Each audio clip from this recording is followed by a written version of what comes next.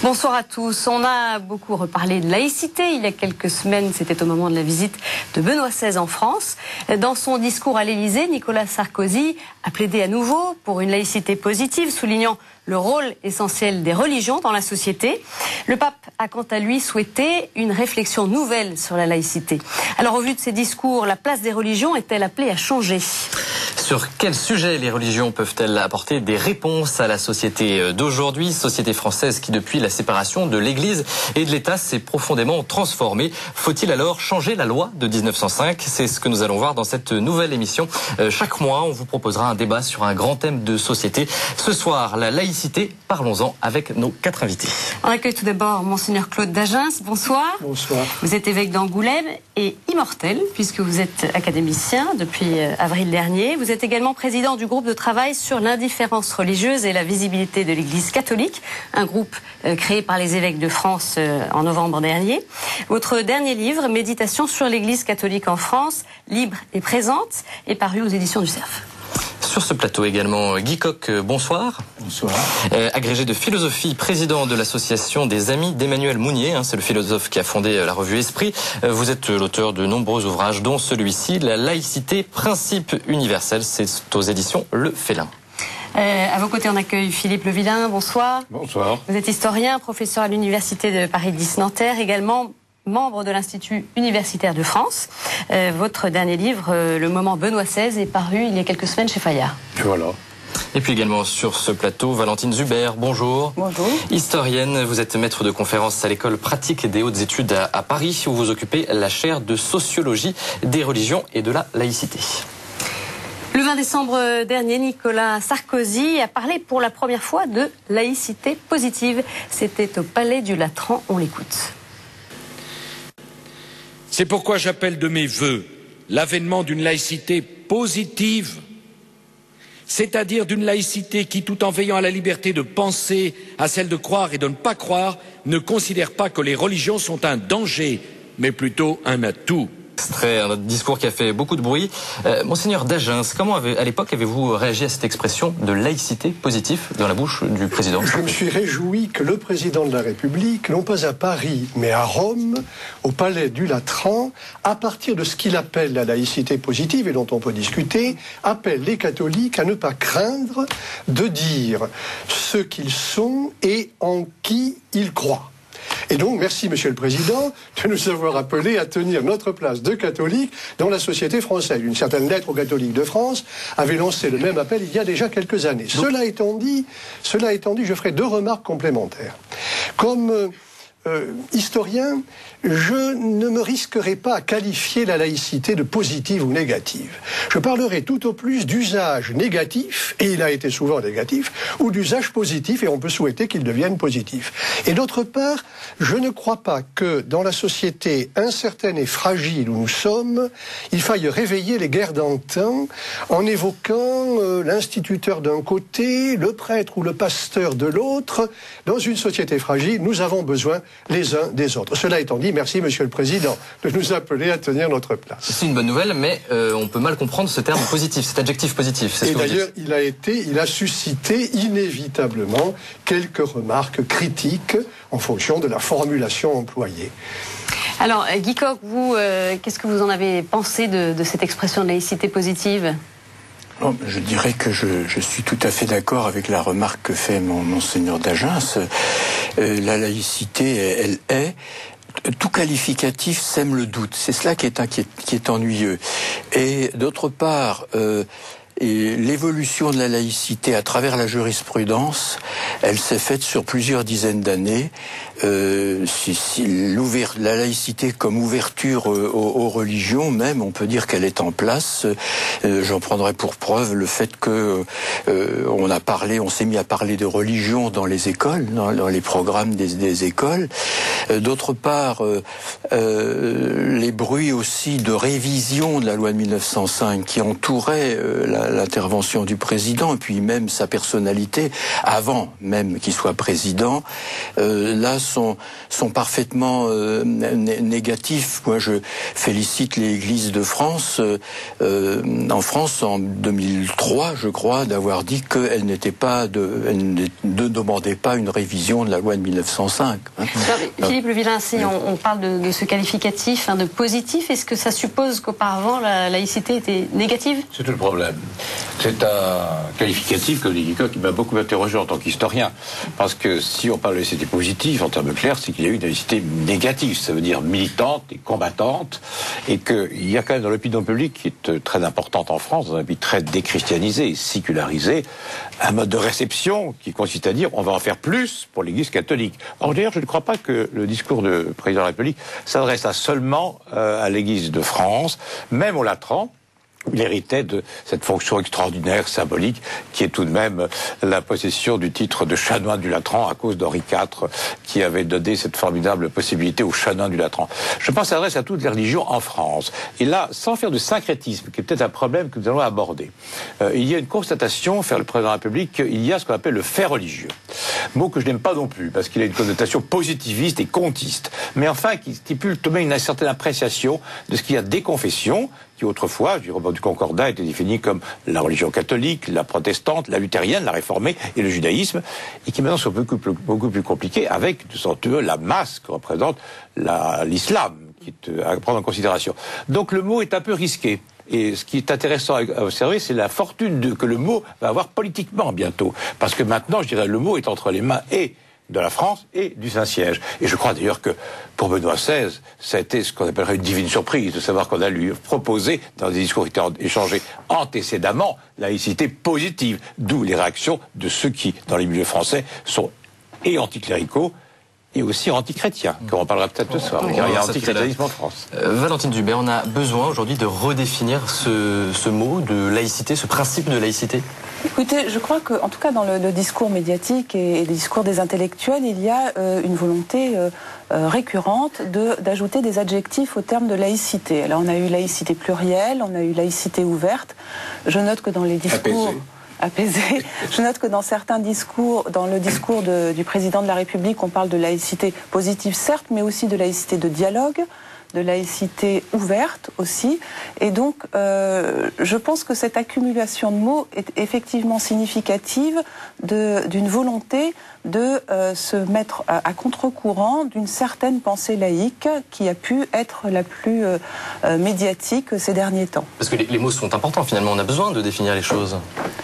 Oui, on a besoin de définir les choses et en même temps, dans le cas de la laïcité telle qu'elle est, elle s'est instaurée dans l'histoire de France et telle qu'elle existe actuellement, la laïcité n'aurait pas besoin d'un adjectif, à mon avis. La laïcité se suffit à elle-même et le positif est là pour renforcer probablement l'aspect de cette laïcité qui a des caractéristiques tout à fait communes d'ailleurs avec un grand nombre de pays européens sur les rapports entre les églises, les États, les sociétés. Mais c'est spécifiquement français, vous le dites, les intellectuels, la presse a constamment besoin de redéfinir, requalifier cette laïcité. On voit ça qu'ici finalement. Je crois qu'on voit ça qu'ici pour deux raisons. D'une part parce que le terme de laïcité est difficilement traduisible dans les autres langues, même si la réalité existe dans d'autres pays bien sûr. Et d'autre part, ce débat effectivement, je dirais, j'emploierais un terme un peu fort, mais presque de repli identitaire dans un monde qui bouge, un monde mouvant où on n'a plus beaucoup de repères. Eh bien, cette laïcité devient une sorte de lieu de repli et donne lieu à tous ces débats contradictoires sur ce que devrait ou ce que doit être la laïcité en France. Seigneur Dallens.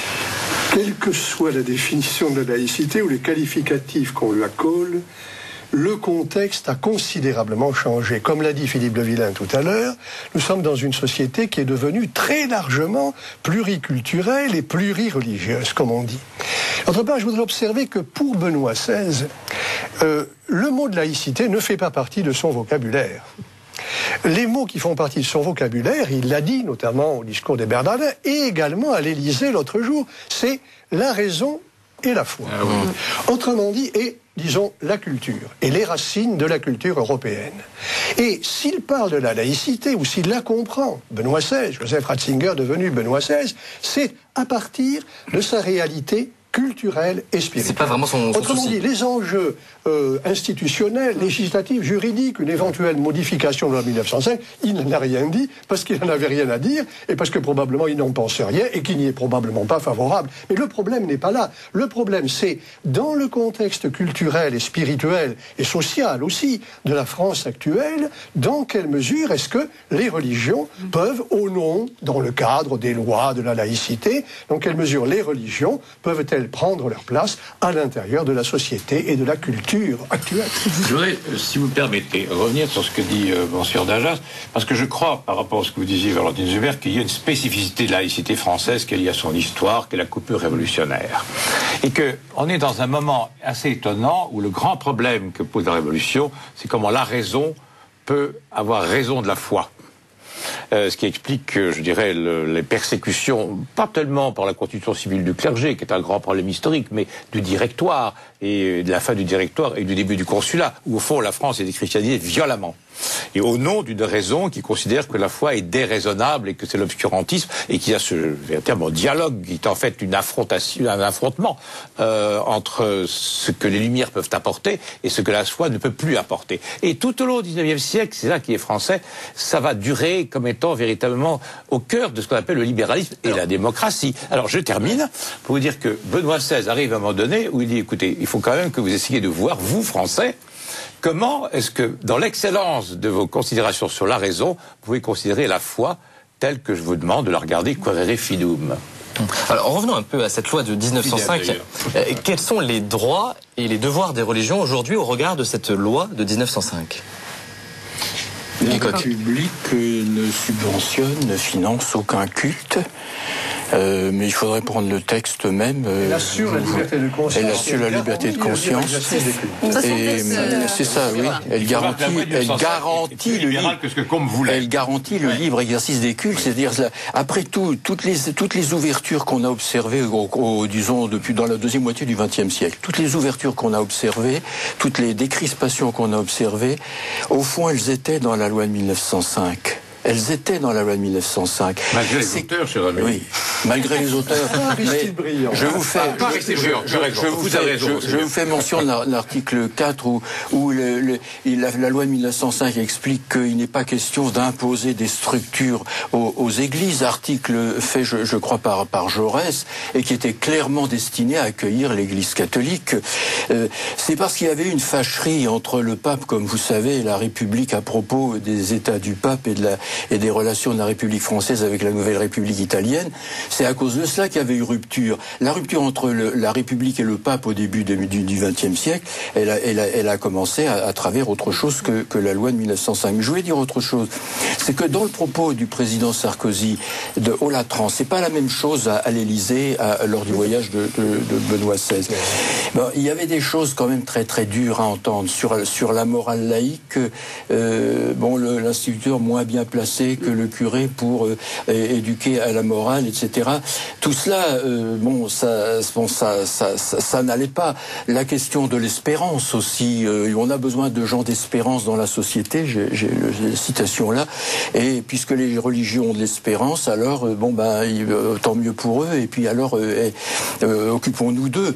Mais l'espérance n'est pas seulement religieuse, il y a des gens qui peuvent espérer sans que ça se traduise par une appartenance à l'une des grandes religions. Et là, il y avait un tournant dans la stature du président qui se marquait, qui n'était plus dans cette espèce de position idéale du président de la République en France, qui est d'être un peu au-dessus, de ne pas se mouiller, en quelque sorte, mais au bon sens du mot. C'est-à-dire que ce propos favorable aux religions religion, au fond, il appelle chez un président qui serait, lui, pas du tout catholique, je ne sais pas si Nicolas Sarkozy l'est, il paraît qu'il l'est, bon, je n'ai rien à dire là-dessus, pourquoi pas, mais un président qui serait, par exemple, issu des maçons, et qui dirait, ou de la libre pensée, et qui dirait les religions, c'est quelque chose de très négatif. Que dirait-on? Je mettais en garde contre les catholiques contre cette trop grande facilité, au fond, qui apparaissait chez le président. Puis j'ai un dernier point à ce propos, c'est à propos du public. Parce qu'il y a une querelle. On dit, on ne peut pas s'exprimer sur le terrain public. Moi, je dis que si l'Église catholique ne s'exprime pas sur le terrain public, ça, on va y revenir. Il faut s'en prendre à mon avis, il faut largement s'en prendre à elle-même. Parce que les religions sont privées, certes, mais elles ont le droit, depuis le début, d'être dans l'espace public. On va y revenir. Alors, une question, on revient sur la loi. On a cité les articles 1 et 2.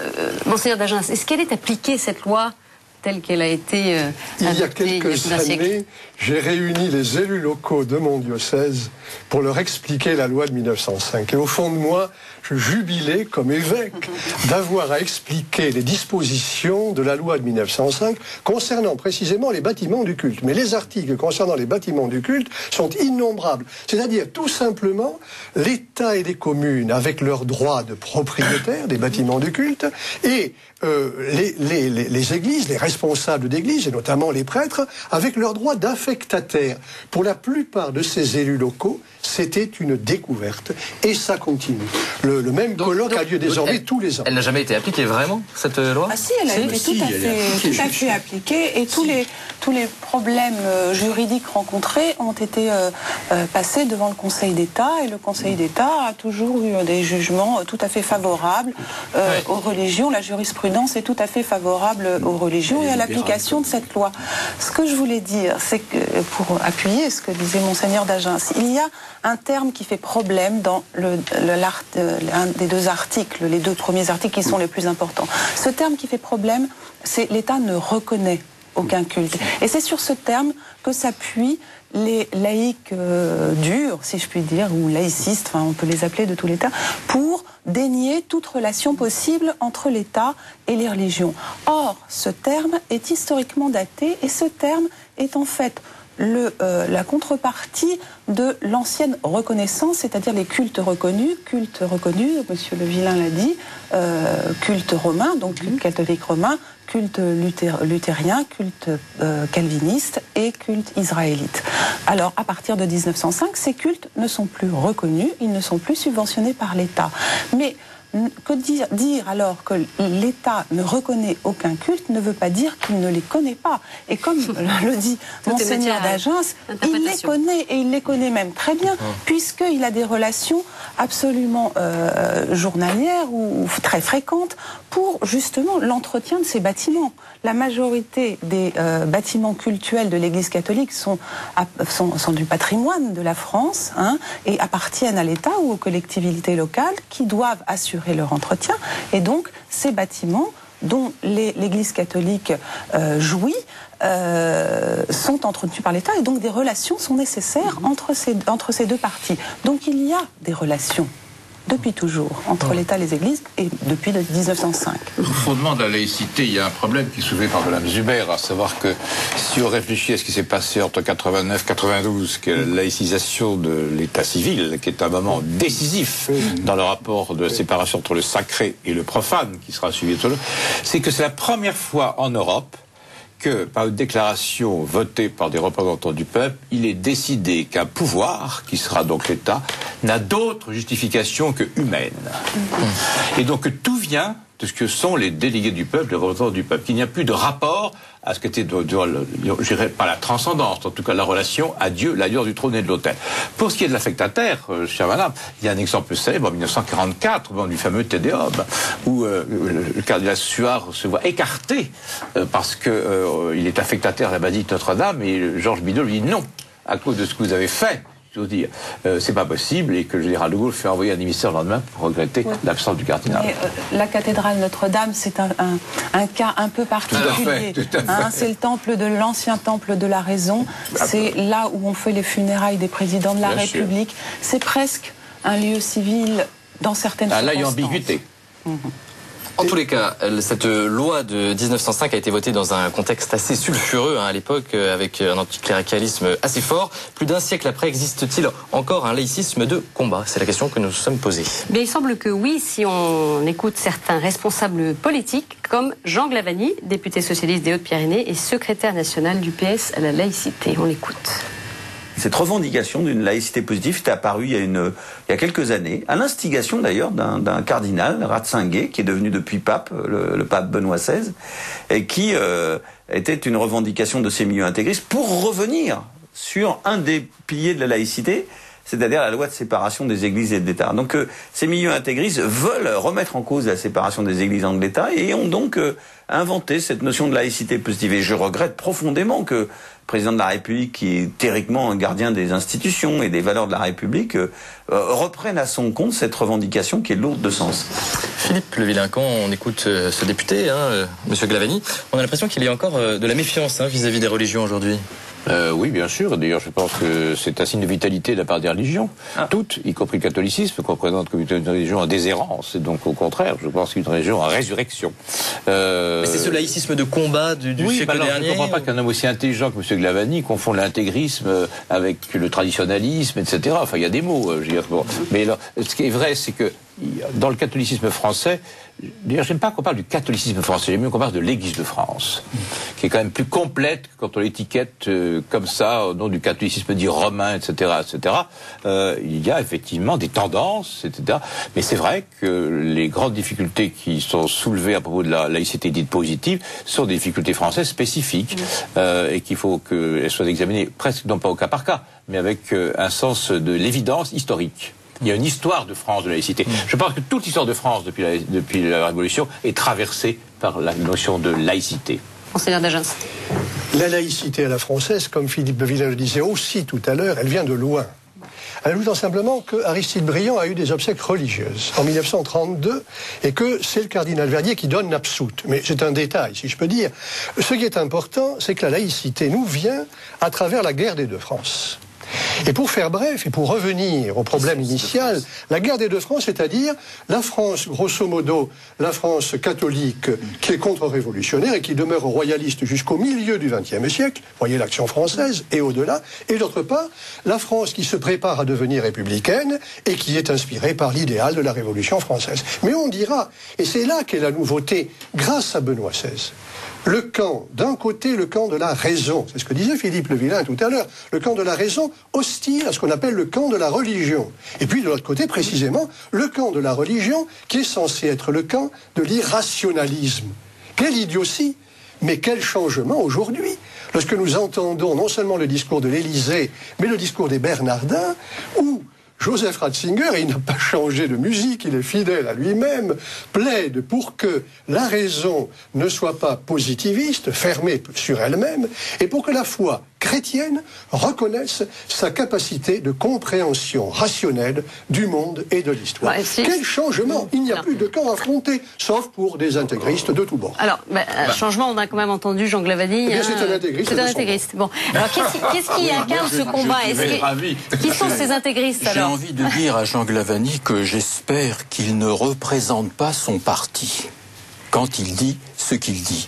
Il est quand même secrétaire national du PS à la laïcité. Je sais, c'est pourquoi je dis, et j'espère qu'il ne représente pas son parti, parce que depuis un certain nombre d'années, j'avais appris à penser que ce parti n'était plus anti-chrétien. Alors, s'il l'était, il faudrait qu'on le dise. Et là, ça m'agace beaucoup d'entendre les propos très peu sérieux de monsieur Glavany. Mais j'ai pas fini. Parce que je crois que les catholiques, à propos de laïcité, confondent le moment 1905, et là, monsieur Sarkozy au Latran le faisait aussi, confondent le moment 1905 avec ce qui a précédé, c'est-à-dire le moment où c'était Émile Combes, qu'on a appelé le petit père Combes, qui menait la barque et en effet qui voulait faire quand même une séparation assez ça n'a pas d'importance, mais anti-catholique.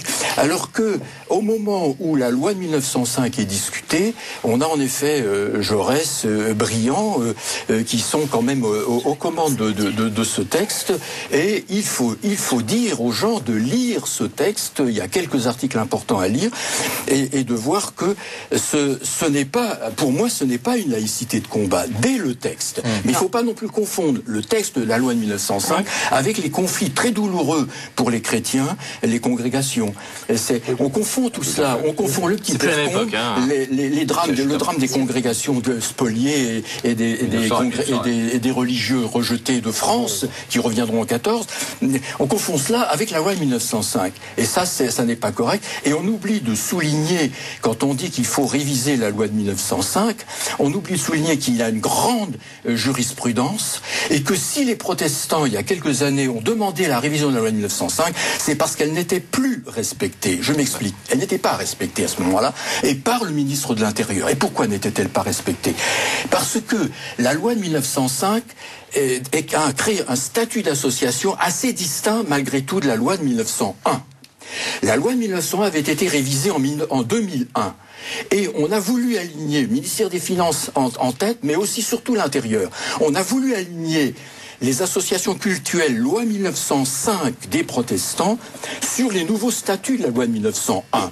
Et depuis ces années-là, il y a une dizaine d'années, c'est un pur scandale. On n'a jamais pu obtenir du moindre ministre ou du grand président, on n'a jamais pu obtenir qu'ils disent qu'en fait, les révisions de la loi de 1901 ne concernaient pas, bien entendu, la loi de 1905. C'est de là qu'est venu le conflit sur la révision, ou plutôt certaines alliances vis-à-vis de la révision. Alors ceux qui sont justement un peu opposés à cette loi, ou qui sont un peu dans ce combat, est-ce que pour vous il y a un clivage politique? Qu'est-ce qui incarne les opposants? On entendait Jean Glavany. Est-ce que c'est gauche-droite? Je pense que ce n'est pas un hasard si Jean Glavany réagit comme ça. Je crois qu'il y a un public encore au PS qui est très sensible à ce genre d'arguments et qui vit sur une mémoire de combat, qui n'est pas si ancienne que ça, parce que on peut encore dans certaines régions de France, par exemple en Vendée, entendre parler des retraités de l'éducation nationale qui vous disent eh bien moi j'étais catholique mais j'étais aussi instituteur de l'éducation nationale dans tel village et je ne pouvais pas aller à la messe dans ce village. Et donc, quand je voulais aller à la messe, j'allais dans le village d'à côté parce que sinon, ça aurait créé des conflits. Donc ça existe encore, ça. Donc, peut-être ça n'existe plus maintenant, mais il y a une mémoire qui est encore une mémoire proche de ces combats. Alors, le fer de lance, à mon avis, de la laïcité la plus anticléricale, il est encore chez un certain nombre d'enseignants. Un certain nombre d'enseignants qui sont un certain nombre des électeurs de M. Glavany. Et ces enseignants sont farouchement attachés à la neutralité de l'école et très souvent trop réticents à l'introduction de la culture religieuse à l'école. Et c'est pour ça que, par ailleurs, M. Glavany appartient au Parti socialiste, mais c'est aussi sous un gouvernement socialiste, avec Jacques Lang au ministère de l'Éducation nationale, que le Régis Debray a pu présenter un rapport sur l'enseignement du fait religieux à l'école, rapport donc en 2002, rapport qui a permis la création d'un institut européen en sciences des religions à l'intérieur de l'école pratique des hautes études à laquelle j'appartiens, institut d'ailleurs dans lequel je travaille, et qui s'attache à proposer des formations continues ou permanentes, ou des formations de formateurs, donc qui sont adressées plus spécialement aux professeurs, pour arriver à décomplexer ce sujet et à permettre à ces professeurs de parler de manière plus sereine de ces faits religieux. Vous n'aimez pas ce terme? C'est parce qu'il a un parfum combiste. Je vais prolonger ce que vous dites et faire une remarque complémentaire. Je suis tout à fait d'accord avec vous sur les mémoires et les inconscients qui demeurent blessés. Et nous, catholiques, nous, Église catholique en France, nous ne sommes pas quelquefois assez conscients du fait que nous avons laissé, dans cet inconscient collectif, l'image d'un pouvoir hégémonique qui a fait souffrir. Il y a eu la France qui souffrait, la France qui faisait souffrir. Ceci est inscrit dans les mémoires. C'est dommage, mais c'est ainsi. J'ajoute simplement que vous parlez des enseignants. Les enseignants savent bien qu'aujourd'hui, l'urgence, c'est pas la modification de la loi, c'est pas les aspects institutionnels et juridiques. L'urgence, c'est l'éducation. Et l'éducation dans une société où il y a perte, éclatement des repères, ignorance des réalités religieuses. Le problème n'est pas de faire face à une invasion des connaissances religieuses. Le problème, c'est de rencontrer et de former des enfants, des jeunes qui ne savent rien. Et quand on ne sait rien, on se réfère à ce qui est le plus violent ou le plus apparent. Donc, nous avons un engagement commun, et je le dis comme évêque de l'Église catholique, sur ce terrain de l'éducation, qui est du même mouvement. Une éducation civique, le sens de la communauté nationale, de l'État, une éducation morale, avec des valeurs communes, et quelles sont ces valeurs communes, et une éducation religieuse, avec la connaissance des traditions religieuses qui font partie de l'identité de la France. Travail d'éducation, et non pas travail institutionnel. Et au sein de l'Église, est-ce qu'il existe ce clivage ?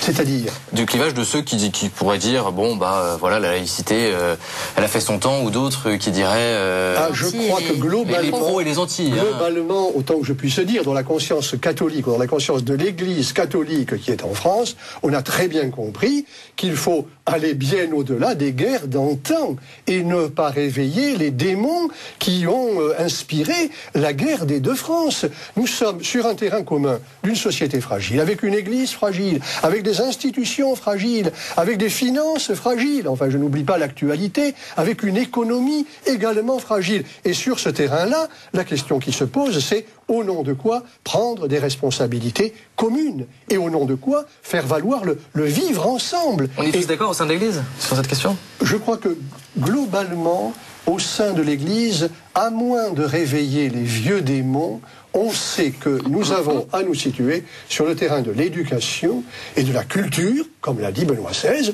et non pas sur le terrain des affrontements de pouvoir. Donc ce serait quoi ces vieux démons, si on devait aller loin ?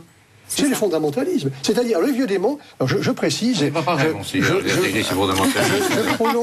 prolonge ce que Philippe le Vilain disait tout à l'heure. Le vieux démon, c'est d'imaginer que entre la tradition chrétienne et le pouvoir politique en France, l'Église et l'État, si vous voulez, il y aurait des rapports de force. La nouveauté, ce n'est plus le rapport entre l'Église et l'État seulement, c'est la présence de l'Église et de la tradition ou des traditions chrétiennes à l'intérieur d'une société fragile. C'est une autre urgence. Et je crois qu'il y a beaucoup de gens de bonne volonté, d'hommes et de femmes de bonne volonté, de tous les côtés, qui comprennent cette urgence actuelle d'éducation. Je voudrais revenir sur les religions à l'école. Parce qu'on oublie, on ignore en général que c'est lors d'un congrès de la Ligue de l'enseignement, au milieu des années 80, que ce débat a été lancé. Et à l'époque, dès cette époque, il est apparu dans les sondages d'opinion que une grande partie de la population le souhaitait et pensait que c'était une bonne chose. Et au fond, les sondages ont été constants, parce que quelquefois les sondages varient, mais là, la faveur de cet enseignement a été constant. Il a aussi intéressé pas mal d'enseignants. J'ai été témoin à une certaine époque de l'intérêt que des enseignants pouvaient prêter à cela. Au fond, ce qu'on peut regretter, c'est que on n'ait pas continué à enrichir les programmes dans le sens qui avait été engagé, notamment par le travail admirable de l'histoire, des historiens. Les historiens ont, oui, c'est ça, le recteur Joutard notamment, mais Dominique Borne, l'inspecteur Borne aussi, ils ont fait un travail admirable à mon avis, et que d'autres disciplines, notamment le français, n'ont pas su imiter. Et puis au niveau gouvernemental, au niveau de l'éducation nationale, il y aurait dû y avoir une initiative ministérielle, une sorte de texte cadre, de grande circulaire cadre, pour insister justement sur l'importance de ce travail. Je suis d'accord aussi sur le fait que, en pratique d'ailleurs, on travaille pas le fait religieux dans nos écoles, soyons précis. Parce qu'en fait, on fait l'histoire des religions. On va y revenir tout à l'heure. On a un reportage sur l'enseignement. On travaille sur les textes, les grands textes fondateurs des religions, mais bon, la notion de fait religieux est beaucoup trop sociologique pour être viable dans nos écoles. Alors on revient sur les sensibilités sur la question de la laïcité. On a interrogé 2 intellectuels chrétiens qui ont une vision bien à eux de la laïcité. Tout d'abord Jacques de Guilbon, qui est directeur délégué du mensuel La Nef.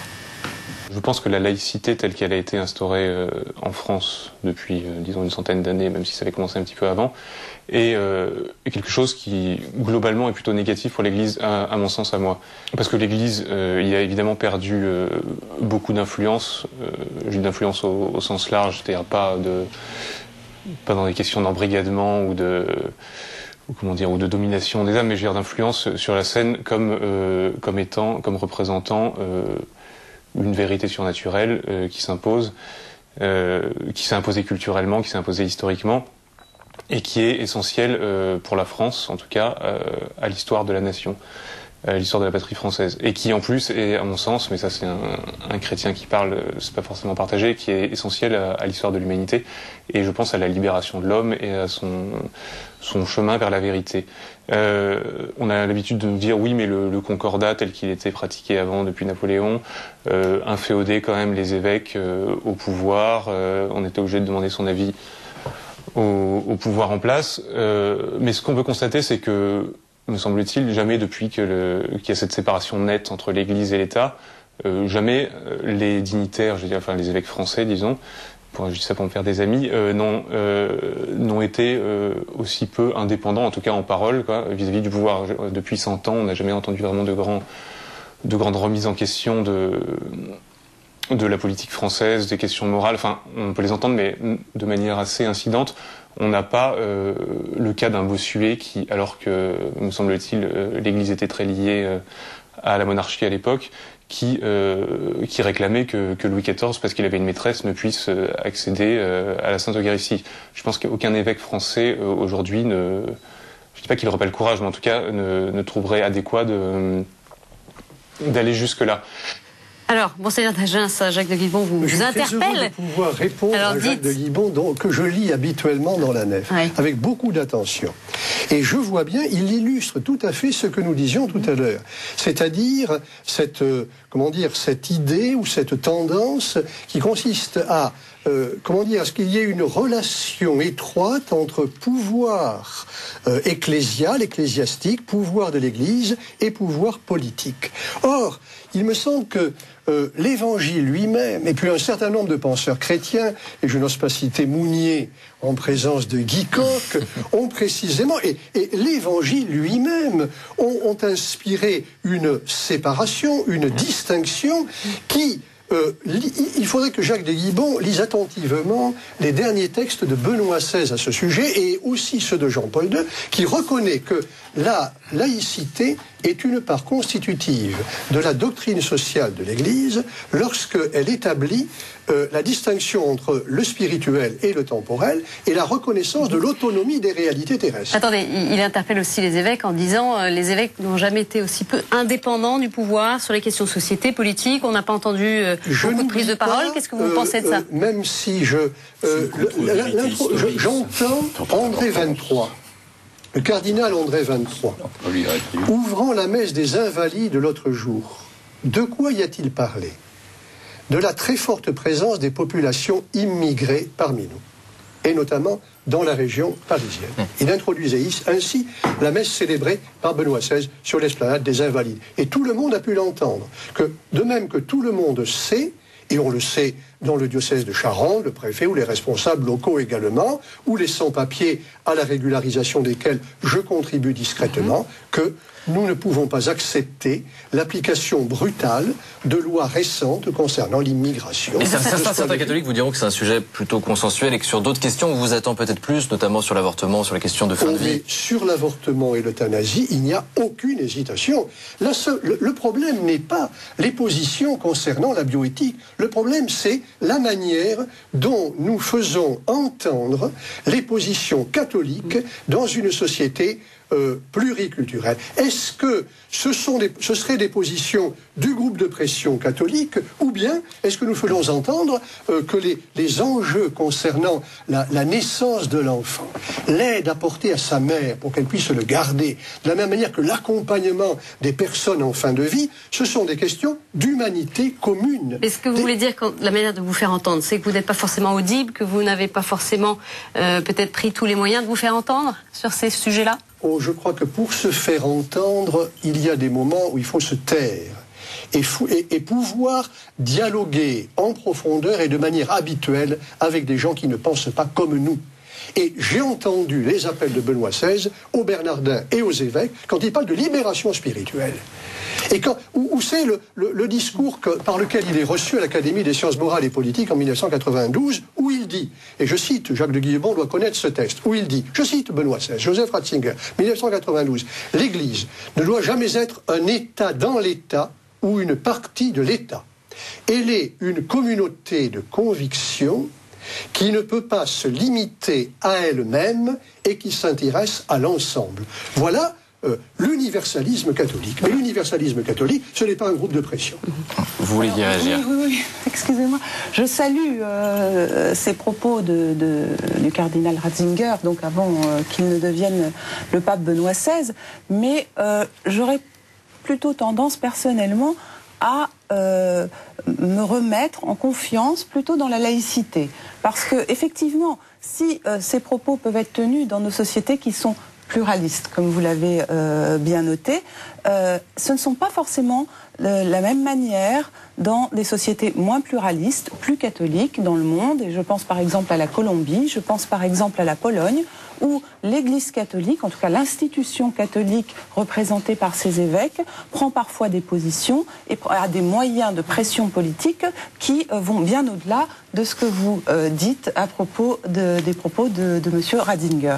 Et donc, je pense que effectivement, la laïcité est nécessaire, ne serait-ce que pour permettre la parole aux différents groupes de pensée et aux différentes sensibilités. Philippe Levin. Je trouve qu'on tourne autour du pot. J'écoute avec beaucoup de passion les propos qui me sont très agréables de Monseigneur Dajas. Mais au fond, le fond du problème, il n'y a pas de définition de la laïcité. C'est une jurisprudence.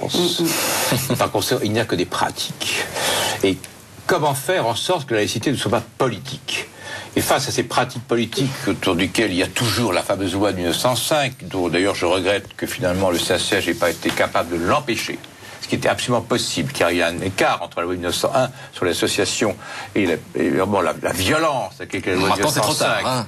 Je suis obligé en tant qu'historien de rappeler la chose. C'est-à-dire, je pense que si la loi n'avait pas été votée, si le Saint-Siège avait été plus prudent, plus accommodant peut-être, comme le demandait un certain nombre de catholiques même intransigeants, nous n'en serions pas là. C'est-à-dire qu'il y aurait peut-être davantage de dialogue de l'ordre des valeurs, car il ne faut pas oublier qu'un certain nombre de valeurs chrétiennes sont passées à travers l'école dans l'établissement de la République. Ça a été montré. Bon, donc je ne vais pas revenir en arrière, ne faisons pas du chronique, mais néanmoins, c'est toujours le même problème.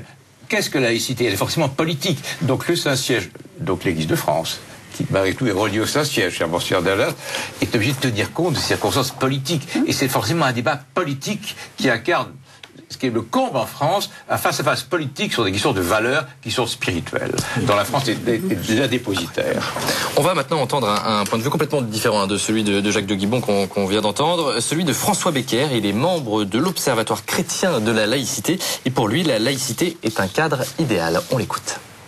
La laïcité a été vraiment ce qui a permis de pacifier les rapports entre les églises et la nation.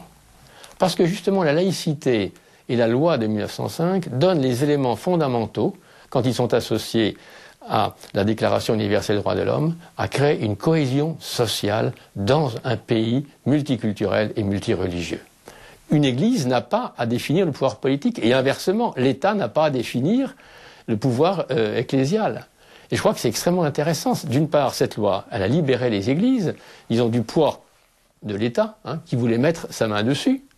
Et inversement, elle a libéré, si vous voulez, l'État du poids des églises de certaine façon. Parce que je pense fondamentalement, en tant que chrétien, catholique, que ce que je crois n'a pas à être imposé aux autres, mais il doit être reçu, et à chacun, en fonction de sa conscience, d'assumer cela. tous ajoutent des adjectifs à laïcité. Eh bien pour nous, non. C'est la laïcité en tant que telle qui permet justement le dialogue. Et dire qu'il y a une laïcité positive, c'est déjà créer une coupure.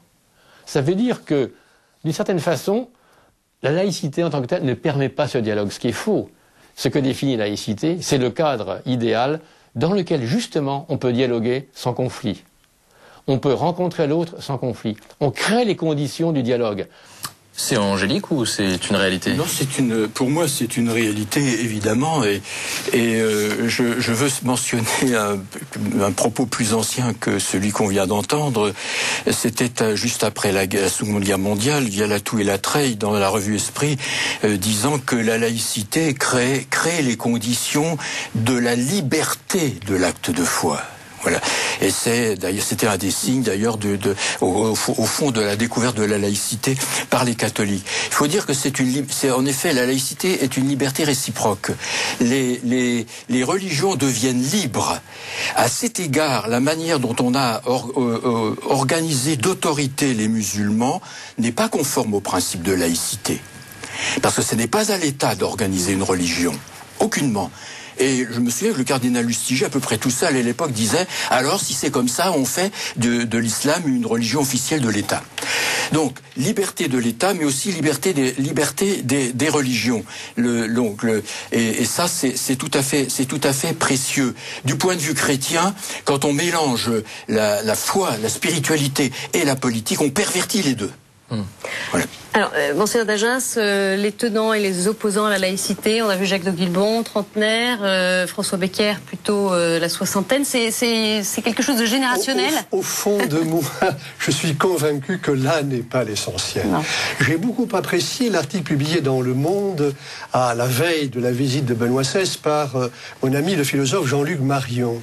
Et Jean-Luc Marion a développé ce point de vue, avec lequel je suis profondément d'accord, consistant à dire surtout, ne faisons rien qui ramène les catholiques en France aux guerres d'antan, très précisément en se demandant qui est du camp des conservateurs, qui est du camp des progressistes. C'est une réalité. L'enjeu, non. Je crois que c'est une réalité extrêmement réduite dans la société globale. Quand on lit la nef ou témoignage chrétien, c'est pas tout à fait la même sensibilité. Je lis la nef, je ne lis plus témoignage chrétien, si je peux l'avouer, n'est-ce pas? Mais je lis la nef et je trouve qu'il y a des points de vue qui méritent d'être discutés. Encore une fois, le terrain des guerres et des affrontements de pouvoir ne me semble pas du tout, j'exprime une conviction personnelle partagée par beaucoup, le terrain essentiel. Le terrain essentiel, c'est la société fragile, les exigences d'éducation et le vivre ensemble dans un moment difficile. Le grand changement est opéré par la déclaration Dignitatis Humanae sur la liberté religieuse en 1965, qui d'ailleurs a engendré ce qu'on appelle le schisme, et que moi j'appelle le schisme Lefebvre,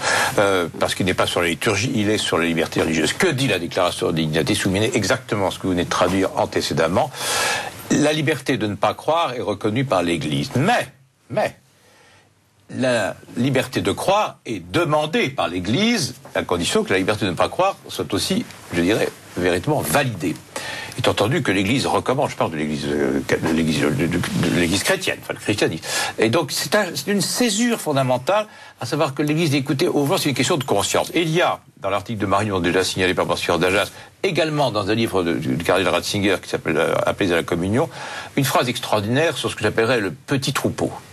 À savoir, il n'est pas nécessaire de faire du prosélytisme, il n'est pas nécessaire de recommencer l'Inquisition, il est peut-être nécessaire de se pencher sur l'Inquisition, il est certainement nécessaire de se pencher sur les guerres de religion, ceci étant important dans l'histoire de l'Église, mais la foi, elle est vivante, elle est convaincue, elle est fervente, elle est donc un élément de persuasion dont l'Église enseignante, Monseigneur, est responsable.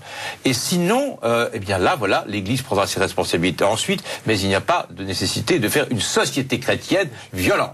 Je signe en ajoutant simplement ceci, il faudrait que nous ayons une meilleure connaissance de notre propre histoire et de ne pas puiser nos références historiques seulement au XIXe siècle, ni même au XVIIIe. Mes références historiques et spirituelles, ce sont les origines chrétiennes, et en particulier ce texte merveilleux où un auteur inconnu explique à son ami païen, nommé Diognète, au IIe ou IIIe siècle, à Alexandrie, ce que l'âme est dans le corps, les chrétiens le sont dans le monde. Voilà le rôle politique des chrétiens. L'âme est répandue dans tous les membres du corps, les chrétiens sont dispersés dans toutes les cités du monde, ce sont eux qui soutiennent le monde, quel que soit leur nombre et leur pouvoir. Et quant à Benoît XVI et le président Sarkozy, sont-ils sur la même longueur d'onde sur cette question de la laïcité? On va les écouter, ils s'exprimaient à l'Élysée, c'était le 12 septembre dernier. Aussi est-il légitime pour la démocratie et respectueux de la laïcité de dialoguer avec les religions. Les religions, et notamment la religion chrétienne, avec laquelle nous partageons une longue histoire. Ce sont des patrimoines vivants de réflexion et de pensée, pas seulement sur Dieu, mais aussi sur l'homme, sur la société, et même sur cette préoccupation aujourd'hui centrale qu'est la nature et la défense de l'environnement. Ce serait une folie de nous en priver, tout simplement une faute contre la culture et contre la pensée. C'est pourquoi j'en appelle une nouvelle fois à une laïcité positive, une laïcité qui respecte, une laïcité qui rassemble, une laïcité qui dialogue, et pas une laïcité qui exclut ou qui dénonce. En cette époque où le doute, le repli sur soi mettent nos démocraties au défi de répondre aux problèmes de notre temps, la laïcité positive offre à nos consciences la possibilité d'échanger par-delà les croyances et les rites sur le sens que nous voulons donner à nos existences, la quête de sens. Vous avez d'ailleurs utilisé, Monsieur le Président, l'expression belle de laïcité positive pour qualifier cette compréhension plus ouverte. En ce moment historique où les cultures s'entrecroisent de plus en plus, je suis profondément convaincu qu'une nouvelle réflexion sur le vrai sens et sur l'importance de la laïcité est devenue nécessaire. Il est en effet fondamental, d'une part, d'insister sur la distinction entre le politique et le religieux, afin de garantir aussi bien la liberté religieuse des citoyens que la responsabilité de l'État envers eux, et d'autre part, de prendre une conscience plus claire de la fonction irremplaçable de la religion pour la formation des consciences et de la contribution qu'elle peut apporter avec d'autres instances à la création d'un consensus éthique fondamental dans la société. Valentine Zuber, alors pour vous, ils sont d'accord, Benoît XVI et Nicolas Sarkozy, sur cette laïcité positive ? Écoutez, il me semble que oui, ils sont, en tout cas leurs opinions convergent, hein, et je pense effectivement que l'un et l'autre, d'abord c'était éprouvé déjà avec ce discours de Latran, et puis Sarkozy rappelle un discours que Benoît XVI avait fait en Arabie Saoudite, hein, sur le rôle important des religions, donc ils se citent l'un l'autre dans ces deux discours, et donc il me semble qu'il y a une certaine convergence. Ce que je vois, moi aussi, dans ces discours, et qui n'était pas forcément dans les extraits qu'on a vus, c'est une insistance très très forte de Nicolas Sarkozy sur les racines chrétiennes de la France, dont il dit quelques lignes plus tard que, évidemment, les musulmans ont leur place, hein, bien que non chrétiens, ils doivent même être à égalité avec les autres religions, mais enfin, il parle de racines chrétiennes au moins 3 fois. Hein, ce qui était une reprise un peu de sa façon, sa manière de dire au discours du Latran. Alors ça n'est pas neutre, hein, parce que racines chrétiennes, c'était un débat antérieur en Europe sur le préambule de la Constitution. Doit-on parler des racines chrétiennes de l'Europe? Doit-on parler des racines chrétiennes de la France? Et c'est pour ça que je vous remercie de m'interroger, parce que il me semble important, et ce qui n'est pas tellement apparu dans nos discours juste avant, de mettre plus en avant le pluralisme de notre société. Elle n'est pas que catholique, cette société, même de tradition. Et il y a un nombre important de non-catholiques, évidemment des musulmans, depuis assez récemment, mais depuis le XVIe siècle, des protestants. Depuis vous êtes toujours. Vous-même protestante. Oui, je suis moi-même protestante, et j'ai évidemment un réflexe de minoritaire. On ne parle jamais des minoritaires. Ils font beaucoup parler d'eux. Ils font beaucoup parler d'eux, mais parce que Parce qu'ils sont minoritaires. Parce qu'ils sont minoritaires. Et des juifs depuis toujours. Hein, une grosse communauté au monde, hein, en France. Oui, et qui malgré tout représente 500 000 personnes, ce qui n'est pas non plus énorme par rapport au nombre d'habitants en France.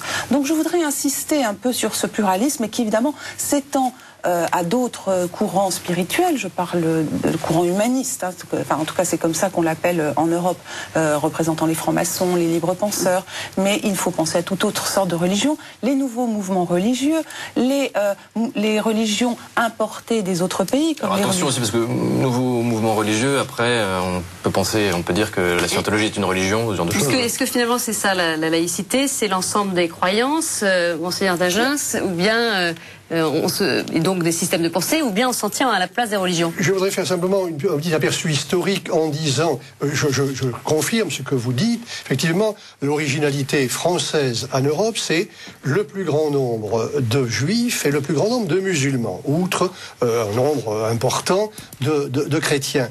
Mais, comment dire, la question c'est où en sommes-nous de nos capacités de dialogue? Et c'est un point fort et du nouveau discours du président Sarkozy à l'Élysée et également du discours du pape quand il appelle à une nouvelle réflexion sur la fonction irremplaçable de la religion et des religions dans la société française. Et l'expérience... Vous parlez des religions seulement, hein, donc pas des systèmes de pensée type les courants je parle des religions. Je parle effectivement de l'expérience religieuse. Ajoutant simplement ceci, c'est que nous revenons là aussi de très loin, car il y a une trentaine d'années, tous les sociologues de la sécularisation nous annonçaient l'extinction quasiment totale des aspirations religieuses. Or, que voit-on aujourd'hui? La sécularisation continue, mais les religions ne sont pas mortes. Et l'irrationalité fleurit. Il faudrait en parler aussi. Moi, je voudrais souligner, parce que j'ai écrit des critiques très, très dures sur les premiers discours de Nicolas Sarkozy, Latran, Riyad, tout cela, et j'en ai donné un écho tout à l'heure. Je reconnais que dans le discours de l'Élysée, il a bougé. Il a lissé sa position. Il reste le point sur les racines, en effet. Et la laïcité ouverte, où je crois qu'il devrait quand même, ses conseillers devraient quand même insister pour que dire la laïcité ça suffit. Sur les racines, alors il y a eu quelque chose d'important qui s'est passé, mais pas à l'Élysée, pas à Lourdes, au Bernardin, parce que là le pape Benoît XVI a parlé des racines religieuses, des racines culturelles, de l'Europe.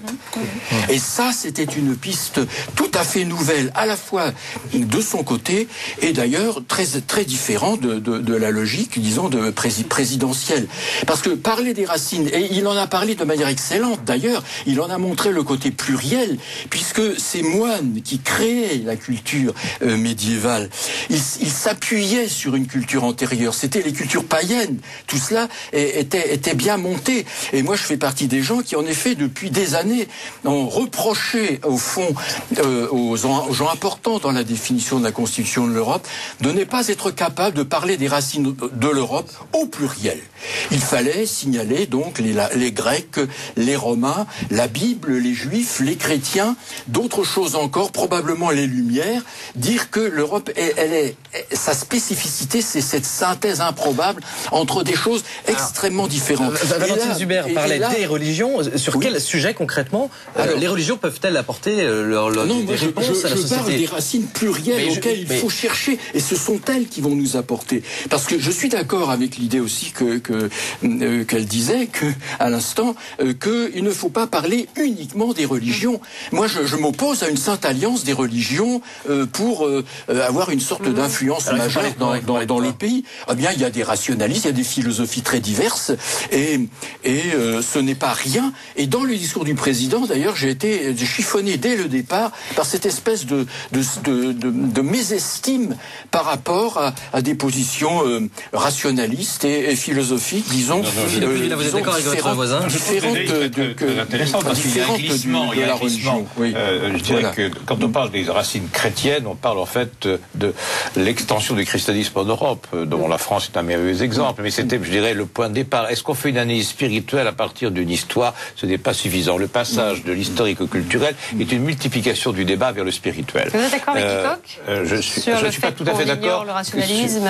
Je pense qu'on peut inclure tout ce qu'on peut appeler l'aspiration, la spiritualité qui renvoie à une transcendance qui n'est pas forcément celle de la révélation. Mais enfin, c'est un ensemble.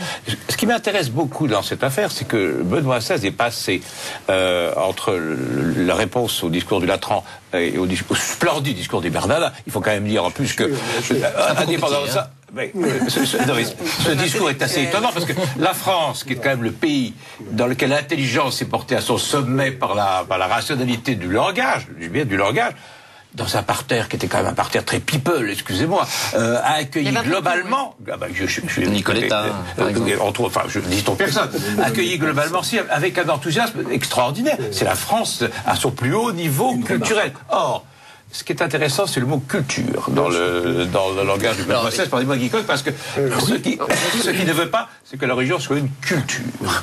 Et donc c'est l'agencement que son pontificat va essayer d'opérer avec ce que représente aujourd'hui la laïcité à la française, du terme de culture, du terme de religion au pluriel, Valentine Zuber, par rapport à un dessein. Il a un grand dessein. Que peuvent apporter, une question très concrète, que peuvent apporter les religions à la société aujourd'hui? Écoutez, vous le savez. Je vous pose la question. Réponse très claire et très brève. Les religions, et notamment le christianisme, et notamment l'Église catholique, sur des sujets très concrets, doit aider les valeurs communes, valeurs issues de la Déclaration des droits de l'homme, qui sont sous-jacentes à ces déclarations, des valeurs de laïcité, elle doit les soutenir. Donc l'Église catholique doit soutenir ces valeurs qui ne viennent pas forcément d'elle, qui parfois d'ailleurs sont qualifiées de chrétiennes parce que dans leur origine l'Église a eu un grand rôle, le christianisme a eu un grand rôle, mais aujourd'hui elle s'adresse à la conscience universelle, elles sont la propriété de personne. Je pense par exemple au respect dû à la personne humaine, la dignité de la personne humaine, etc., la liberté et quelques autres mots encore que l'on pourrait employer. Elle doit défendre ça. Deuxièmement, elle doit aider cette société démocratique, qui est une société fragile, comme le disait tout à l'heure le père d'Agens. Et elle doit l'aider à rester fidèle à ses principes.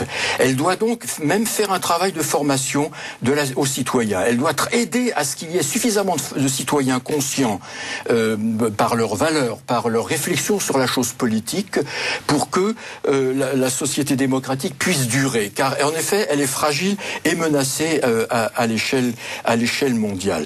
Voilà notamment ce qu'elle peut apporter. De l'Église un supplétif. Non, de pas la un supplétif. Ce n'est pas un supplétif.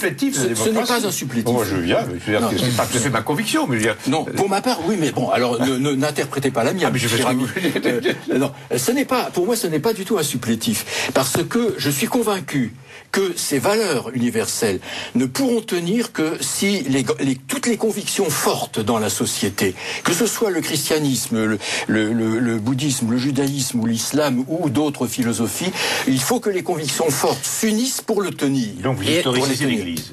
J'historicise l'Église si vous voulez. Je crois qu'en effet l'Église a une histoire qu'on méconnaît de trop, mais je lui donne actuellement à échelle, disons, visible du siècle qui commence, je lui demande d'assumer.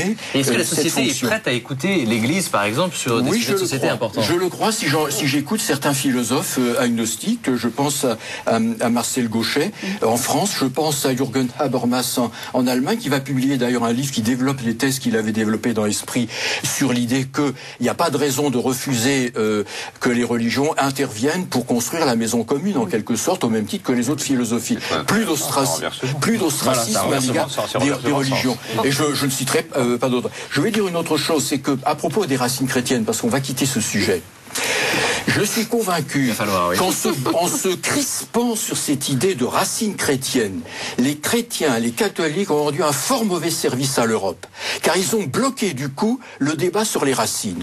Or, il fallait avoir un débat sur les racines de l'Europe, les racines historiques de l'Europe, les racines culturelles de l'Europe.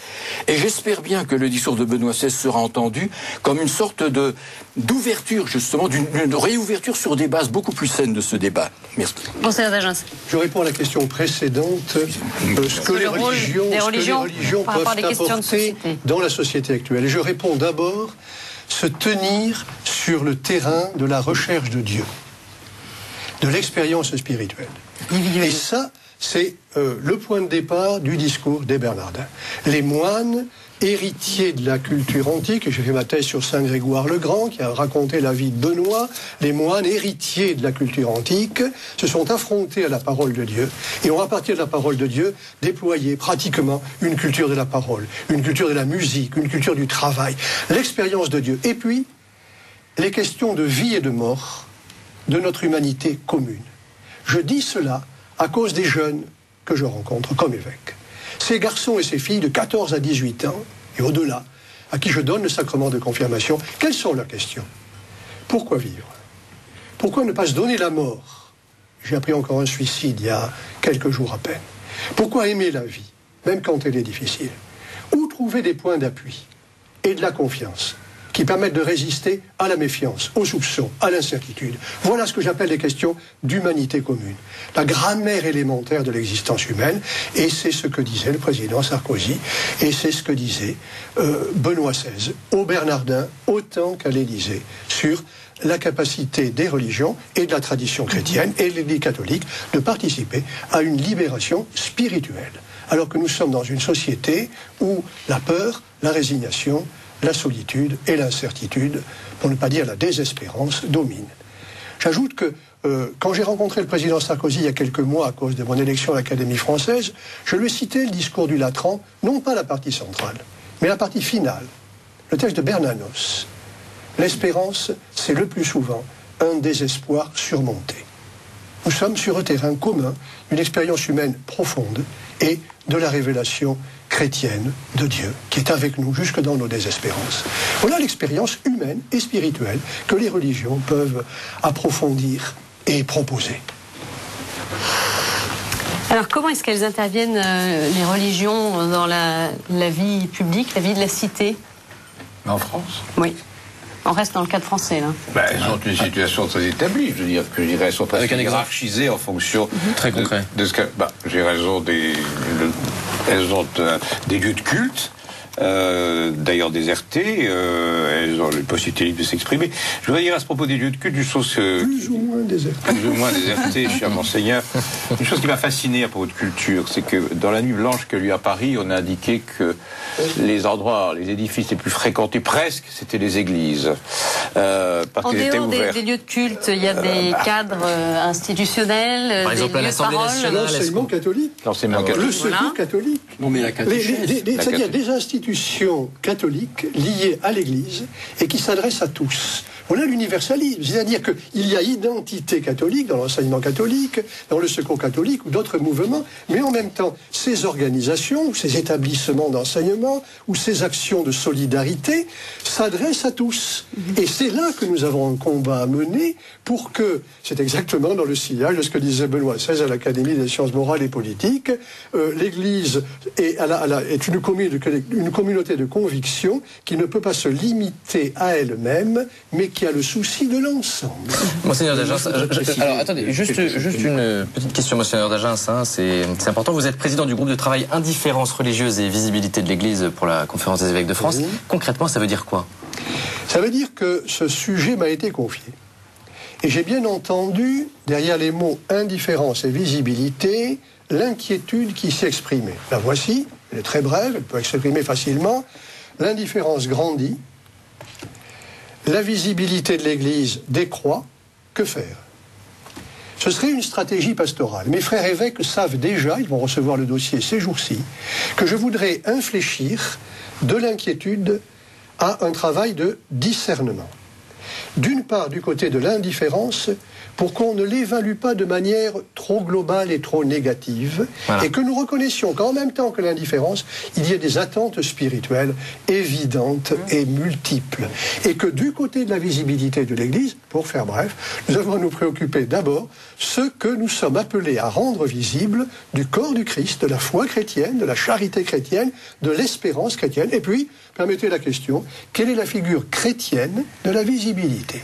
C'est la figure qui renvoie au mystère du Christ, mort et résurrection. Ce n'est pas n'importe quelle visibilité, mais c'est une visibilité qui passe à travers des existences humaines. Et en tant que président de ce groupe, vous êtes sollicité, par exemple, par les instances publiques pour vous exprimer sur des thèmes de société au but Oui, j'ai constitué dans mon diocèse ces dernières semaines un groupe qui s'appelle Foi, Église, Société en Charente, de même que j'anime régulièrement à Paris un groupe Foi, Église, Société, dont Guy Coq est un membre très actif, avec Marguerite Lénat, Gérard Tétard et quelques autres. Foi, Église, Société. C'est un enjeu. Il y a une visibilité en dehors de l'Église.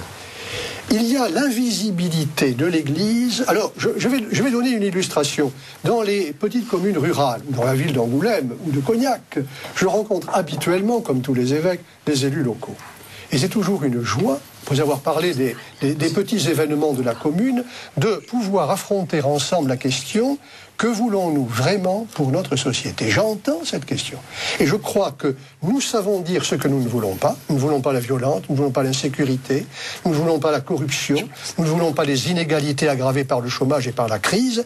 Mais pour dire que voulons-nous vraiment, c'est beaucoup plus difficile. Que voulons-nous vraiment pour résister à la résignation et pour refuser ce qui déshumanise notre société? C'est la crise actuelle. Alors, une dernière question concernant les liens avec les pouvoirs publics. Est-ce qu'il arrive, par exemple, que des évêques soient consultés dans des commissions à l'Assemblée nationale? Il y a déjà une instance aussi, un cadre institutionnel qui a été créé en 2002 avec les représentants des religions qui rencontrent les autorités de l'État. C'est en effet la tradition. Donc ça, c'est en effet la tradition des commissions d'études concernant la bioéthique, où les évêques ont été et sont consultés. C'est aussi le cadre de travail évoqué par Benoît XVI dans son discours aux évêques, institué en 2002 sous le gouvernement Jospin, de rencontres régulières entre les représentants, vous avez raison de le dire, qui ne concerne que l'Église catholique. De fait, qui ne concerne que l'Église catholique. Mais enfin, ce groupe fonctionne et ceux qui y participent savent qu'il est extrêmement utile. On peut évidemment envisager, enfin, que l'Église protestante puisse exprimer sa demande à ce sujet-là. En tout cas, des rapports, non pas de force, mais de confrontation ouverte, de réflexion et de dialogue sur le terrain éducatif et social avec des représentants des pouvoirs publics, c'est habituel. Encore hier, je recevais un nouveau fonctionnaire de l'État qui vient d'arriver en Charente, qui d'ailleurs immédiatement s'est présenté comme un catholique pratiquant, et puis il m'a parlé aussi de ses responsabilités pour l'ensemble du département. C'est bon signe. C'est habituel. Il faut quand même bien voir une chose, c'est qu'à travers ce que dit Monseigneur, que je partage entièrement du point de vue de la qualité spirituelle et de la pastorale, il y a un problème de langage. C'est que les jeunes qui fréquentent les JMJ en masse, qui vont à la messe aux Invalides, ne savent pas la différence qu'il y a entre l'Assomption et l'Assomption. Et que les arts, en histoire de l'art, on leur apprend ce que c'est que ce genre de choses, ils ne savent pas lire les tableaux. Donc il y a un problème. Et la laïcité, c'est aussi maintenant le rapport entre une école pertinente et une laïcité militante. Or, c'est là le problème, parce que la laïcité militante ne veut pas qu'une école pertinente qui soit plus ou moins confessionnellement laïque. Et l'État à intervenir dans cette éducation-là? L'État a un devoir de culture du patrimoine. Je pense que c'est ça que Benoît XVI a vendu. Non, pas vendu, proposé. Mais pas. Or, écoutez, moi, en tant qu'enseignant, je suis foudroyé. Même quand on écrit un article pour la grande presse, vous citez Vatican II, vous dites, monsieur, soyez gentil, mettez entre parenthèses 1962, 1965, parce qu'on ne sait plus. C'est même à un niveau beaucoup plus élevé. Alors, je suis d'accord avec Claude Ajas. Le langage, dans la laïcité et dans l'anticléricalisme, il y a eu au départ la prise de position de l'école. L'école était déconfessionnalisée, on peut le comprendre. Mais à force de le comprendre, on est dans un monde où le langage, qui est le langage alors plus sacré au plus haut niveau, et de la perception de la civilisation et de la culture, est totalement absent. On va passer au reportage en d'autres réactions. Alors, on va voir un exemple justement qui illustre ces liens entre religion et pouvoir public. Vous allez voir, c'est d'ailleurs un peu un casse-tête pour les autorités, la mise en place d'un diplôme universitaire pour les imams à l'Institut catholique de Paris. Un choix, en effet, qui peut surprendre. Pourquoi confier cette formation à un établissement catholique? Le reportage d'Émeric Coletta. Lancé en janvier 2008 à l'Institut catholique de Paris, le diplôme universitaire intitulé « Religion, laïcité et interculturalité » termine à peine sa première session. Elle vient s'ajouter aux autres enseignements délivrés par la faculté de sciences sociales et économiques de la Cato. La formation est principalement destinée aux imams et aux aumôniers, ce qui suscite des craintes quant à la confusion des genres.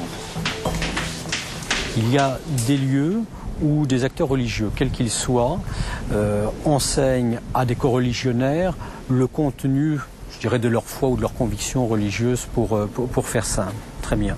Nous sommes sur une autre approche. Nous sommes sur, je dirais, les conséquences sociales des convictions religieuses dans l'espace public. Comment articuler le respect de l'espace public avec le respect également de convictions religieuses qui veulent s'exprimer publiquement, collectivement. Ce souci de favoriser l'intégration des cadres religieux dans la République est partagé par différents acteurs. Et c'est l'État lui-même qui a souhaité qu'une telle formation voie le jour. Le ministère de l'Intérieur, entre autres, s'est donc investi en tant que médiateur et son bureau central des cultes a joué un rôle imminent dans l'élaboration du cursus.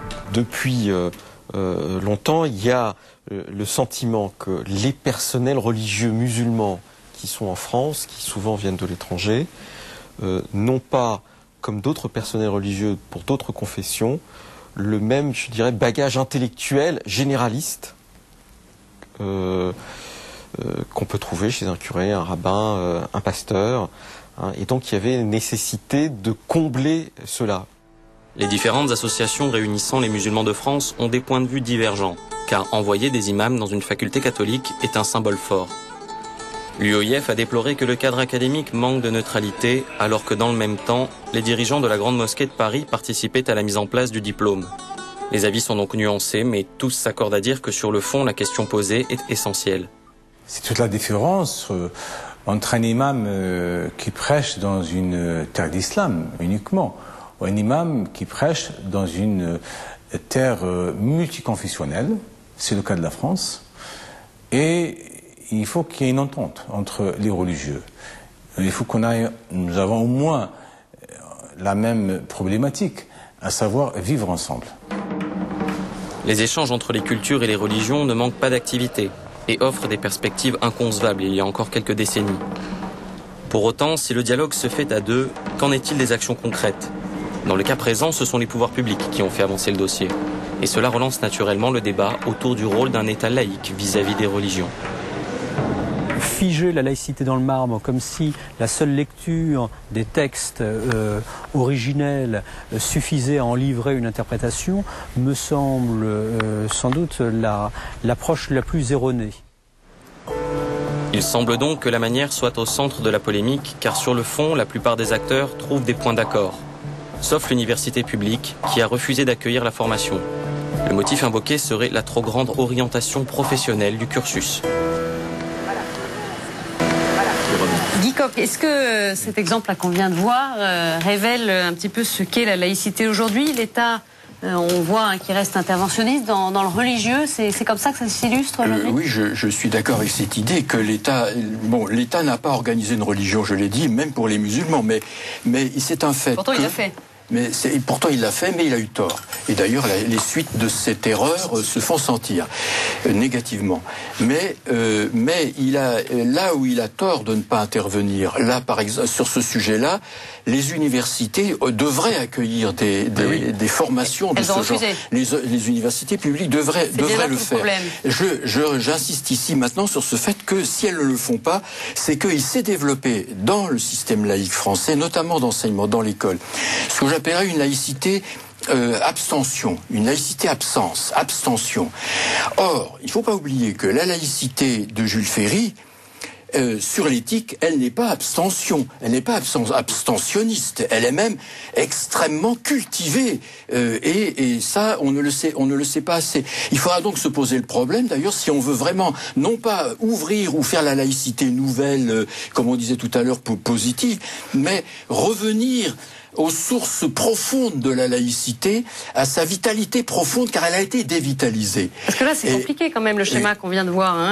Les universités qui refusent, l'arrivée des imams, donc l'État qui finit quand même par demander ça à la Cato à Paris, le ministère de l'Intérieur qui tient les ficelles derrière. C'est très compliqué. L'État aurait pu réunir les universités quand même. Il y a un ministre des universités, ou bien alors, je ne sais plus, ma République. Et il était possible quand même de réunir... Parce que, vous savez, on s'est défaussé. Qu'est-ce que ça révèle, pour dire les choses clairement, l'État s'est défaussé dans ce sujet. Tout en disant par ailleurs qu'il s'intéressait à l'islam. Alors cherchez l'erreur. Mais pourquoi il joue à cache-cache, l'État, là ? Guy Coq est très juste. Savoir que l'université française reste fondamentalement, oui, je vous soutiens, université d'identité républicaine à la Jules Ferry. Et donc l'idée de former... Mais n'est pas Jules Ferry, parce que Jules Ferry, il intervenait. Mais la formation est profane, je vois pas où ce qui est gênant. C'est une université républicaine française, à savoir qu'elle est contre le poids d'une église catholique française, romaine, disons. Et donc, accepter d'autres religions, c'est une ouverture intellectuelle très difficile à un corps enseignant qui est souvent très fermé sur ses propres bases. Cher ami, vous savez qu'elle ne le fait déjà pas pour le catholicisme, pour le christianisme. Parce que où y a-t-il des chaires d'histoire de la théologie dans l'université? Forcément, il y a la 4e section, je suis bien d'accord. Oui. Mais dans l'ensemble des universités, il me semble, on m'a dit que en France, on m'a dit que la loi Edgar Faure de 69 ouvrait certaines possibilités qui n'ont jamais été exploitées. Alors, il y a des personnalités qui le font. Je pense à l'historien Gérard Cholvy qui en Montpellier avait une bonne expérience sur ce sujet et dont tous les étudiants se félicitaient. Or, maintenant, c'est intenable actuellement parce qu'on veut des professeurs, des enseignants dans les lycées, dans les collèges, qui soient capables de faire lire aux enfants des textes de la Bible, des textes de l'Évangile, ou capables de leur expliquer des croyances, enfin, et des événements religieux. Et on ne donne pas les moyens de le faire parce que je sais bien qu'il y a l'Institut européen, pourquoi on donne pas ces moyens-là, l'université est inexistante. Moi, je n'ai pas tout à fait la même grille d'analyse que Monsieur Koch. Je pense que si les universités françaises ont refusé, c'est leur droit et j'ai envie de dire heureusement qu'elles ont ce droit. On est actuellement dans un processus d'autonomisation des universités, je ne peux que m'en réjouir. Non mais qui les paye? Ce sont les fonds de la République, elles ne font pas le travail que demande la République.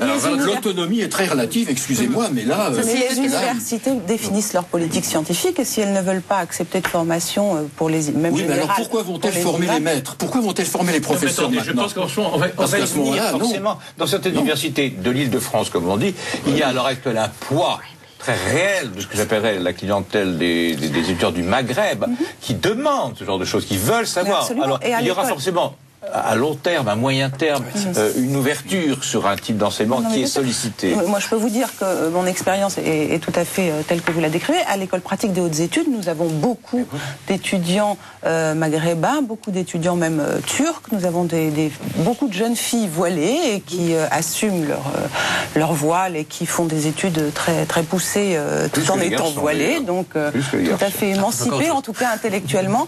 Et donc, nous avons cette expérience.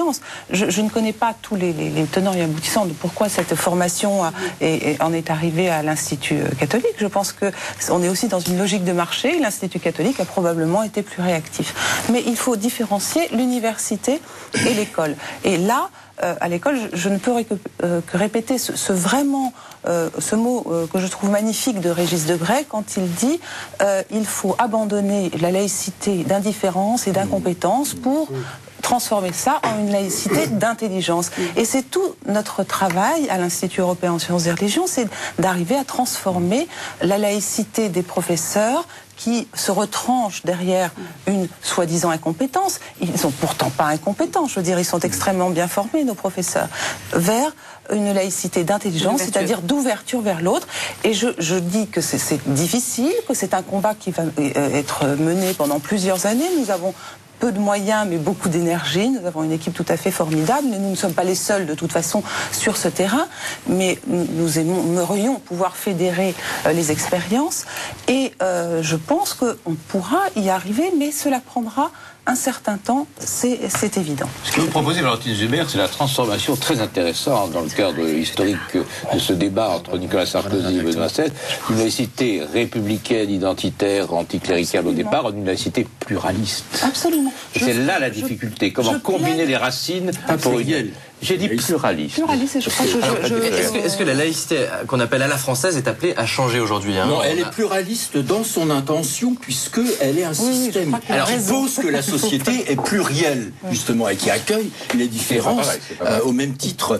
Oui, mais la laïcité ne peut pas être en elle-même pluraliste parce que, contrairement à ce que vous disiez, moi je dirais qu'elle est quand même, elle peut se résumer quand même à quelques principes très simples et très importants. Est-ce qu'elle est appelée à changer cette laïcité à la française?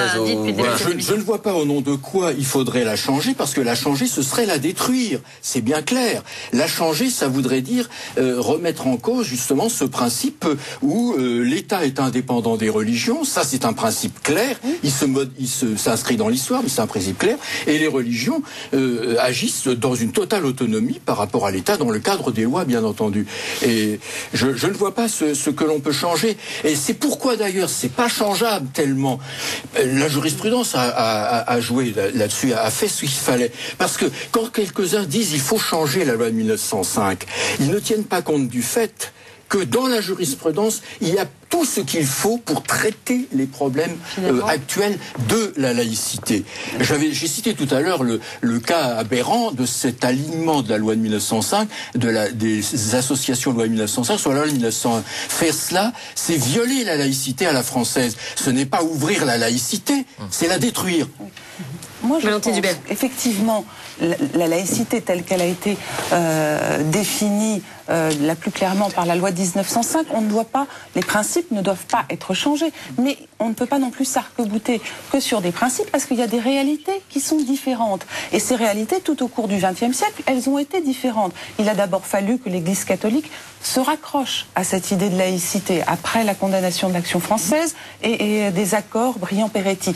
Elle a ensuite totalement admis cette laïcité après la Seconde Guerre mondiale. Laïcité qui a alors été constitutionnalisée, donc on lui a donné une force supplémentaire. Ça n'a pas empêché la guerre, non plus des deux France, mais la guerre de l'école et de la République, qui a duré quand même un certain nombre d'années. Et pourtant, les principes de laïcité étaient là et ils restent bons. Alors ce que je pense, il ne faut pas changer la loi de 1905, sauf des détails techniques qui sont nécessaires parce que la société a changé depuis l'époque, mais les grands principes, il ne faut pas les changer. Qui tombent de même. Voilà, et ils sont tombés d'ailleurs, elle a été révisée 9 fois. Mais en revanche, il faut faire œuvre de pédagogie pour faire comprendre aux Français, aux enseignants, aux élèves que la laïcité, c'est les conditions du vivre ensemble, les conditions du pluralisme, les conditions de l'expression de tous, sans que l'un empiète sur l'autre, et que ça comprend aussi une culture qui nous vient de notre histoire, et que cette culture comprend la culture religieuse. Même constat. Je ne pense pas que la loi de 1905 devait être changée, certainement révisée sur des points de détail. Il y a des questions d'association, etc. Il ne faut pas oublier aussi qu'elle va être plus dure qu'elle n'est. Donc, en principe, on aurait été obligé d'organiser ces associations qui n'ont pas eu lieu. Je pense que l'avenir de la laïcité, que j'ai grande espérance dans mon pays, c'est l'intelligence citoyenne, et qui soit le creuset de ce que sont les valeurs qui sont confrontées en ce moment entre des religions qui s'affrontent, y compris sur le plan international, au sein desquelles le christianisme a tout de même un rôle primordial, et en même temps, à partir duquel il faut que tout s'organise en étant capable de réfléchir sur ce qu'est la sauvegarde d'une civilisation européenne, pas seulement européenne, mais aussi d'un dialogue. Dialoguer, ça veut dire quoi? Être deux pour parler le même langage avec des mots identiques. On est au XXIe siècle dans le millénaire des mots. Et jamais les mots n'ont été mis autant en balance et sont aussi difficiles à apprécier. Donc, Monsieur Dallas a parlé tout à l'heure du mot Dieu, par exemple, qui est si beau et si difficile, et pas toujours accepté par tout le monde, mais enfin qui quand même est une référence. Je crois que c'est peut-être un mot dont il faudrait essayer de restituer la substance et non pas de l'abstractiser au fur et à mesure que les années passent. Monseigneur Tajas, alors on arrive au terme de cette émission. De Philippe Levillain, je distinguerai 3 niveaux de réalité. Il y a d'abord le niveau d'une évaluation historique que nous faisons ce soir dans une large mesure avec la mémoire blessée et avec la certitude qu'il faut aller au-delà de ces blessures reçues de notre histoire. Deuxièmement, il y a le niveau des réalités institutionnelles avec la question de la formation religieuse ou de l'initiation, j'aime dire aux réalités religieuses et pas seulement aux faits religieux à l'intérieur de l'éducation nationale, avec certainement les évolutions qui doivent advenir dans ce domaine, aussi bien d'ailleurs dans l'enseignement catholique que dans l'enseignement public, car c'est aussi difficile dans l'enseignement catholique que dans l'enseignement public. Et puis, le troisième niveau, qui me semble le plus déterminant, celui sur lequel, par rapport auquel s'est situé Benoît XVI, qui est le niveau de l'expérience spirituelle et de la recherche de Dieu, avec un risque majeur dont nous avons à peine parlé et qu'il faut reconnaître: les religions peuvent être instrumentalisées et devenir des sources de rapports de force et de violence. Et là, chacun à notre manière, nous disons halte là, non. parce que la religion, fondamentalement, c'est une expérience de foi et d'amour au nom de celui auquel nous croyons et qui est présent à l'intérieur de notre humanité. Et s'il est présent à l'intérieur de notre humanité, alors ça doit faire des choses dans notre humanité commune. Et de ce point de vue-là, l'expérience spirituelle peut être proposée comme une expérience aussi commune que possible. C'est ça le grand chantier. Oui, merci. Je voudrais dire qu'il faut pas faire de la laïcité. Il faut faire de la laïcité une protection pour les religions contre leur folie. Malheureusement, voilà. on arrive à la fin de cette émission. Voilà. Merci à tous les quatre. On aurait pu continuer le débat encore longtemps, mais voilà, on reviendrait. Ça se termine ainsi. Pour conclure, 2 petits conseils de lecture si vous voulez aller un peu plus loin, avec d'abord un premier livre, La laïcité expliquée à Monsieur Sarkozy, de Jean Robéraud. Jean Robéraud, un grand spécialiste de la question, qui a écrit un livre plutôt amusant. C'est chez Albin Michel. Et puis dans un registre bien différent, Les catholiques dans la République, un ouvrage collectif aux éditions de l'Atelier. Et puis signalons également un colloque. Sachez que demain à partir de 9h15 se tiendra au Collège des Bernardins un colloque intitulé « Chrétiens de l'audace pour la politique », présidé par Christine Boutin, un colloque auquel vous participerez d'ailleurs. Monseigneur d'Agen, demain après-midi, donc ouvert au public. Voilà, n'hésitez pas. Enfin, sachez que si vous souhaitez revoir ce débat, parlons-en, c'est très simple. Il vous suffit d'aller consulter le site internet de la chaîne à l'adresse ktotv.com. Merci à tous de nous avoir suivis et n'hésitez pas bien sûr à réagir à cette émission en nous envoyant vos commentaires, vos questions. À très bientôt, bonne soirée, au revoir.